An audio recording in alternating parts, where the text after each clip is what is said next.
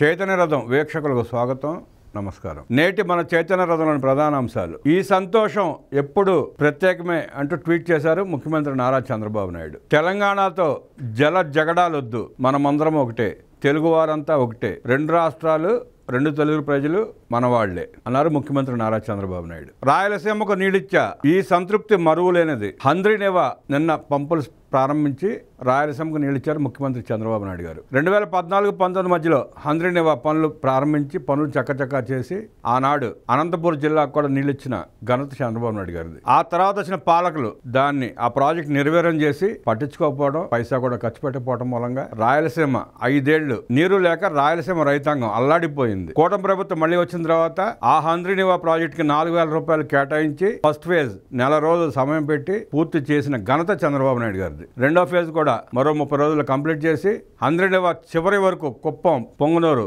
ఆఖరి ఆయకట్టు వరకు నీళ్ళిచ్చే కార్యక్రమం చేపట్టారు ముఖ్యమంత్రి చంద్రబాబు నాయుడు గారు. జగన్మోహన్ రెడ్డికి ఈ అభివృద్ధి కనపడదు, చేసిన మంచి కార్యక్రమం ఒక్కటి కనపడదు. తన పాలనలో తన దండుపాలెం బ్యాచ్ అక్రమాలు చేసి లూటీ చేసి దోచేస్తే దాని మీద వ్యవస్థలో కేసులు పెట్టి నిజాలు వెలికి తీసి అరెస్టులు చేస్తా ఉంటే కంట కన్నీరు కారుస్తున్నాడు ఆయన. 5 ఏళ్ల పాలనలో ఒక ప్రాజెక్ట్ చేపట్ల రైతుల్ని నిట్ట నిలువున ముంచేశాడు. ఇవాళ వచ్చి ముసలి కన్నీరు కారుస్తున్నాడు. ఆ కార్చడానికి కూడా కారణం ఏంటంటే ఈ కేసుల పరంపర, వాస్తవాలు వెలుగులోకి రావటం, అందరూ జైలులోకి వెళ్ళటం, ఐఏఎస్లు, ఐపీఎస్లు, మాజీ మంత్రులు, మాజీ ఎమ్మెల్యేలు, జగన్మోహన్ రెడ్డి పార్టీలో పనిచేసిన ముఖ్య నాయకులందరూ కేసుల్లో ఇరుక్కుని అవినీతి చేసి వాళ్ళ బండారం బయటపడతా ఉంటే ఆ కేసుల నుండి ప్రజల దృష్టి మళ్లించడానికి ఈ కార్యక్రమాలు చేపడుతూ ప్రజలను మభ్యపెట్టే ప్రయత్నం చేస్తున్నాడు జగన్మోహన్ రెడ్డి గారు. మీ నాటకాలు ఎల్లకాలం చెల్లవు జగన్మోహన్ రెడ్డి గారు. మీరు చేసిన అవినీతి ప్రజలకు తేటతలమైంది. వాళ్ళు ఎంత బొంకినా ఉపయోగం లేదు. తాడేపల్లి ప్యాలెస్ కి సిట్ కోత వేటు దూరంలో ఉంది. మద్యం కేసులో నీ తలుపులు తట్టడానికి అట్టే సమయం లేదు.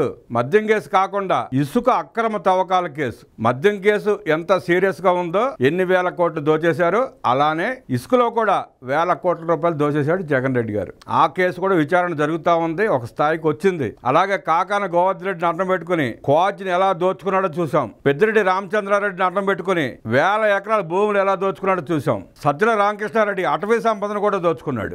ఇక రాష్ట్రంలో ఉన్న వైఎస్ఆర్ కాంగ్రెస్ పార్టీ నుంచి ఆనాడు గెలిచిన ఎమ్మెల్యేలు, మంత్రులు, ఎంపీలు, మాజీలు వీళ్ళంతా సెంటు పట్టా పేరట ఎన్ని వేల కోట్లు దోచుకున్నారో ప్రజలందరికీ బహిర్గతమైంది. సెంటు పట్టా ఇచ్చామని చెప్పి చెరువుల్లో పనికిరాని పొలాలు ఇచ్చి, పనికిరాని స్థలాలు ఇచ్చి మళ్ళీ వాటిని మట్టి నింపడానికి ఎన్ని వేల కోట్లు దోచుకున్నారో కూడా అర్థమైంది. ఒక్కొక్కటి వెలుగులోకి వస్తానే జగన్ రెడ్డి వణుకు మొదలయ్యి ప్రజలకు బయలుదేరాడు.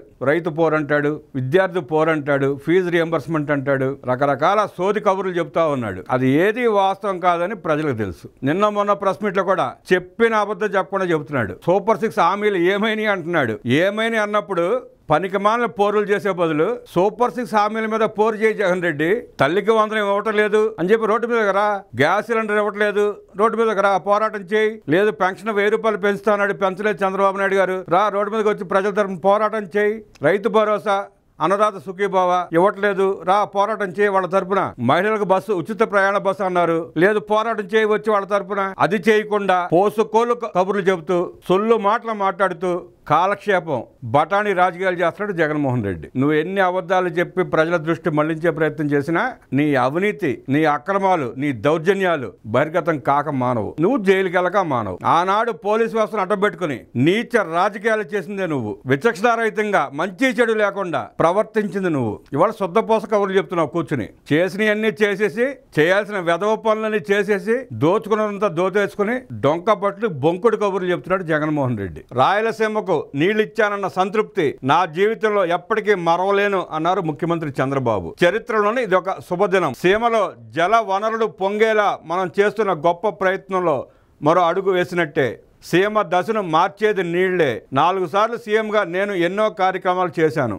నేను ఈ ప్రాంతంలోనే పుట్టి పెరిగాను. సీమ కరువు కష్టాలు తెలిసిన వాడిని. ఆనాడు హంద్రీనేవా, గాలేరు నగరి, తెలుగు గంగ ప్రాజెక్టులకు శ్రీకారం చుట్టిన మహోన్నత నేత ఎన్టీఆర్. 1995లో నేను ఉరవకొండలో హంద్రీనేవాకు శ్రీకారం చుట్టాను. కాల్వలు వెడల్పు చేయకపోతే చివరి భూములకు నీరు అందదనే ఉద్దేశంతో 2024లో ముఖ్యమంత్రిగా బాధ్యతలు తీసుకున్న వెంటనే 3,890 కోట్ల రూపాయలు విడుదల చేశాను. 100 రోజుల్లో పనులు పూర్తి చేసి పంపులు ఆన్ చేశాం. మరో 15 రోజుల్లో చివరి వరకు నీళ్ళిచ్చి అన్ని చెరువులు నింపే బాధ్యత నేను తీసుకుంటా. ఇది సీమపై మా కమిట్మెంట్. సీమను అడ్డం పెట్టుకుని అయ్యా కొడుకుల రాజకీయాలు చేసి వంచి ఆ ప్రజల్ని, ఆ రైతుల్ని ఓట్లు దండుకున్నారు తప్ప సీమకు చేసింది గుండు సున్నా. వైఎస్ రాజశేఖర రెడ్డి గారు కానీ, వైఎస్ జగన్మోహన్ రెడ్డి గారు కానీ కొంతమంది పెయిడ్ జర్నలిస్టులను అడ్డం పెట్టుకుని ఉద్యమాలు చేపించి డిబేట్లు పెట్టించి ఆ ప్రజలను వంచి వాడుకున్నారు తప్ప సీమకు చేసింది సున్నా.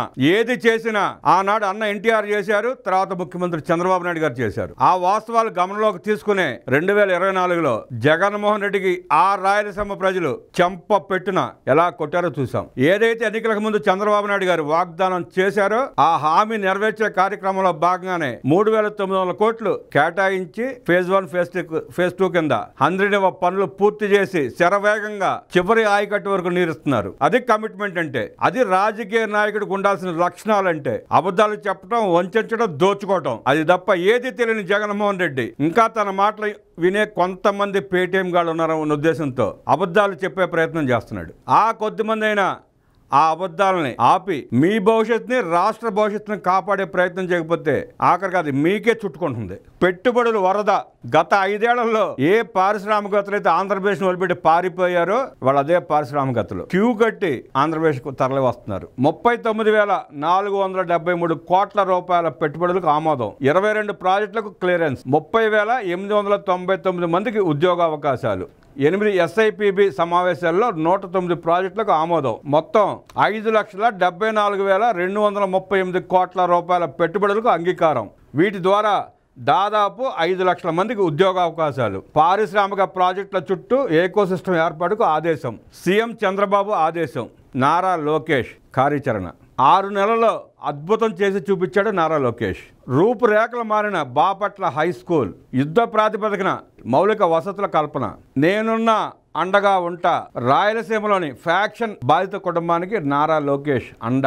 బోయ నరసింహులు సహా 3 కుటుంబ సభ్యులను కిరాతకంగా హత్య చేసిన ప్రత్యర్థులు. ఫ్యాక్షన్ బారిన పడి సర్వం కోల్పోయిన కుటుంబ సభ్యులను ఉండవల్లి నివాసానికి పిలిపించుకుని మాట్లాడిన మంత్రి లోకేష్. అన్ని విధాలా తోడుంటానని ఆ కుటుంబానికి హామీ ఇచ్చిన నారా లోకేష్. బనకచర్ల మీద జగన్మోహన్ రెడ్డి మాటలు సీమకు ద్రోహం చేసినట్టే, సీమకు వెన్నుపోటు పొడిచినట్టే దుర్మార్గపు ఆలోచన చేస్తూ దుర్మార్గపు మాటలు మాట్లాడుతున్నాడు బనకచర్ల మీద. రాయలసీమకు నీడిస్తా ఉంటే కూడా కళ్ళలో నిప్పులు పోసుకుంటున్నాడు జగన్మోహన్ రెడ్డి. మరి ఏ ప్రాంతాన్ని అభివృద్ధి చేస్తే సంతోషపడతాడో తెలియదు కానీ ఎక్కడ అభివృద్ధి కార్యక్రమం మొదలైనా చేపట్టినా ఏ ప్రాంత ప్రజలు సంతోషంగా ఉన్నా కడుపు మంటతో రగిలిపోతున్నాడు జగన్మోహన్ రెడ్డి. అరాచకాలు సృష్టించి, కుల మత వర్గ భేదాలు సృష్టించి ఇంకా రాజకీయ లబ్ధి పొందే ప్రయత్నంలోనే ఉన్నాడు జగన్మోహన్ రెడ్డి. నీ మాయ మాటలు, నీ చిల్లర రాజకీయాలు, నీ చేతగాని వ్యవహారం చూసి ప్రజలు విసిగిపోయారు. జగన్మోహన్ రెడ్డి గారు, నిన్ను భరించే ఓపిక, శక్తి ప్రజలకు లేదు. ఎవరి హయాంలో రాయలసీమ అభివృద్ధి చెందిందో చర్చకు సిద్ధమా అంటూ జగన్ రెడ్డికి సవాల్ విసిరేశారు ఆర్థిక మంత్రి పయ్యావుల కేశవ్. దమ్ముందా? మాట్లాడే అవకాశం ఉందా? నీకేమైనా తెలుసా? పోనీ ఇంకో 10 మందిని తెచ్చుకో చర్చకురా. ప్రజా వేదిక మీద పబ్లిక్ గా పయ్యావుల కేసు గారు ఒక్కడే వస్తాడు. మీరు 10 మంది రండి, ప్రజలకు నిజాలు తెలియజేయండి, వాస్తవాలు చెప్పండి, మీరు ఏం చేశారో చెప్పండి, తెలుగుదేశం ఏం చేయలేదో చెప్పండి. ఆ చెప్పే దమ్ము లేదు. మళ్ళీ 175 మంది కూర్చుని అసెంబ్లీకి వచ్చే దమ్మే లేక పారిపోయిన జగన్మోహన్ రెడ్డి సవాల్ స్వీకరించి ప్రజల మధ్యలో చర్చకు వస్తాడనుకోవటం అత్యాశే.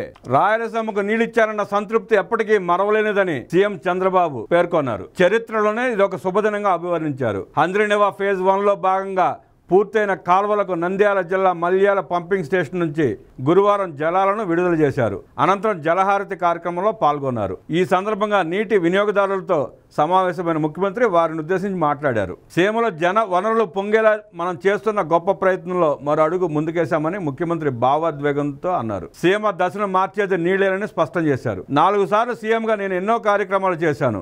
నేను ఈ ప్రాంతంలోనే పుట్టి పెరిగాను. సీమ కరువు కష్టాలు తెలిసిన వాడిని. ఆనాడు అనంతపురం జిల్లాలో వేరుశెనగ పంట ఎండిపోతే రైతులకు ఇన్పుట్ సబ్సిడీ ఇచ్చాను. సీమలో కరువు వల్ల పశువులకు గడ్డి కూడా వేసుకోలేని పరిస్థితి నెలకొంటే వేరే ప్రాంతాల నుంచి గడ్డి తెచ్చి ఆ పశువులను కాపాడాం. ఒకప్పుడు రాయలసీమ రాళ్లసీమగా ఎడారిగా మారిపోతుందని ఎవరూ కాపాడలేరని బాధపడే పరిస్థితి ఉంది. రాయదుర్గం ఎడారిగా మారుతుంటే 100 కోట్ల ఖర్చుతో అనేక కార్యక్రమాలు చేశామని సీఎం గుర్తు చేసుకున్నారు. ఎన్టీఆర్ కరువు సీమ చరిత్రను తిరగరాశారని సీఎం పునరుద్ఘాటించారు. అప్పట్లో కొందరు సీమకు నీరు రావన్నారని, మరికొందరు రాజకీయాలు చేశారని మండిపడ్డారు. ఆనాడు హంద్రీనివా, గాలేరు నగరి, తెలుగు గంగ ప్రాజెక్టులకు శ్రీకారం చుట్టిన మహోన్నత నేత ఎన్టీఆర్. ఆనాటి ప్రధాని ఇందిరాగాంధీ సమక్షంలో జరిగిన చర్చల్లో నా సీమకు నీరిచ్చాకే చెన్నైకి నీరిస్తానని తేల్చి చెప్పారు ఎన్టీఆర్. 1995లో నేను ఉరవకొండలో హంద్రీనివాకు శ్రీకారం చుట్టాను. అందరూ అసాధ్యం అనుకున్నారు. కాల్వలు వెడల్పు చేయకపోతే చివరి భూములకు నీరు అందదనే ఉద్దేశంతో 2024లో ముఖ్యమంత్రిగా బాధ్యతలు తీసుకున్న వెంటనే 3,890 కోట్లు విడుదల చేశాను. 100 రోజుల్లో పనులు పూర్తి చేసి పంపులు ఆన్ చేశాం. మరో 15 రోజుల్లో చివరి వరకు నీళ్ళిచ్చి అన్ని చెరువులు నింపే బాధ్యత నేను తీసుకుంటానని సీఎం చంద్రబాబు ఉద్ఘాటించారు. హంద్రీనివా ఫేజ్ 2 కూడా పూర్తయితే 6 లక్షల ఎకరాలకు సాగునీరు అందుతుందని ముఖ్యమంత్రి వివరించారు. దీన్ని కూడా త్వరలోనే పూర్తి చేస్తామని, ఇది రాయలసీమపై టీడీపీకి ఉన్న కమిట్మెంట్ అన్నారు చంద్రబాబు. 3,850 క్యూసెక్ల నీరు అంటే దాదాపుగా 4 టీఎంసీల నీరు ఈ కాలువ ద్వారా తీసుకువెళ్లవచ్చు. 40 టీఎంసీల నీరు తీసుకెళ్లేందుకు అవకాశం వచ్చింది. ఈ శుభ సందర్భంలో రైతన్నులకు శుభాకాంక్షలు తెలుపుతున్నాను. అలాగే మంత్రులు, ప్రజాప్రతినిధులు, ఇరిగేషన్ అధికారులు, నిర్మాణ సంస్థలకు అభినందనలు. ఎవరైనా ఒక మంచి పని చేస్తే దాన్ని మనం గుర్తించాలి. మీ అందరి పట్టుదల, కృషి, చిత్తశుద్ధి వల్లే అది సాధ్యమైంది. సీఎం చరిత్రలో 6 లక్షల ఎకరాలకు నీరిస్తామని ధైర్యంగా చెబుతున్నాం. కర్నూలు జిల్లాలో కృష్ణగిరి, పత్తికొండ, అనంతపురంలో జీడిపల్లి రిజర్వాయర్ నింపుతాం అని సీమవాసులకు చంద్రబాబు ధైర్యాన్నిచ్చారు. త్వరలో హంద్రీనివా ఫేజ్ 2 పనులు పూర్తి చేసి సత్యసాయి జిల్లాలో ఉన్న మారాల, గొల్లపల్లి, చెర్లోపల్లి రిజర్వాయర్లు, అన్నమయ్య జిల్లాలో ఉన్న శ్రీనివాసపురం, అడవిపల్లి రిజర్వాయర్లను నింపుతామని సీఎం చంద్రబాబు ఉద్ఘాటించారు. నాకు సవాళ్లు కొత్త కాదు. ఒక పని మొదలు పెడితే అది అయ్యేదాకా నేను నిద్రపోను. అది నా లక్షణం. బెంగళూరు నుంచి కియాను రమ్మంటే నీరు లేకుండా మేము ఎలా వస్తామన్నారు. 8 నెలల్లో గొల్లపల్లి రిజర్వాయర్ కాలువలు పూర్తి చేసి కియా మోటార్ ని పరిగెత్తించాలని ముఖ్యమంత్రి చంద్రబాబు గుర్తు చేసుకున్నారు. ఆ కియా రావటం మూలంగా అనంతపురం జిల్లానే కాకుండా రాయలసీమ దిశ మారిన సంగతి అందరికీ తెలిసిందే. మరుసటి ఎన్నికలో కూడా టీడీపీ అధికారంలోకి వచ్చినట్టయితే ఇంకా అనేక పరిశ్రమలు ఆనాడే వచ్చుండేవి. పాపిస్టి పాలన వచ్చి కియాకు ఉన్న అనుబంధ పరిశ్రమల్ని బెదిరించి వెళ్ళగొట్టిన పరిస్థితి చూసాం. లేదంటే ఇప్పటికి రాయలసీమ ఇంకా అద్భుతంగా ఉండేది. నాశనం చేసి వదిలిపెట్టాడు జగన్మోహన్ రెడ్డి. యాదవులందరికీ సీట్లు ఇచ్చి ఆ ప్రజలు కూడా వంచబడి గెలిపించి వాళ్ళని మోసపోయారు.